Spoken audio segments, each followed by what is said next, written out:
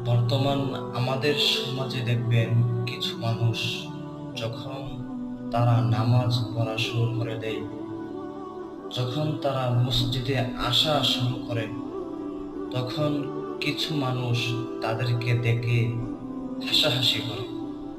কিন্তু জানেন না, আমাদের রাসূল আমাদেরকে ৬টি জায়গার মধ্যে হাসতে কঠোরভাবে নিষেধ করেছে।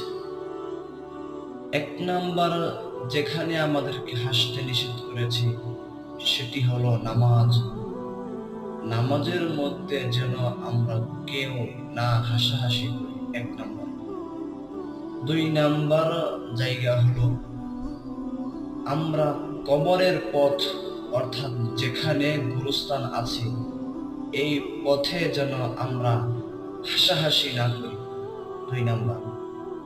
৩ নাম্বার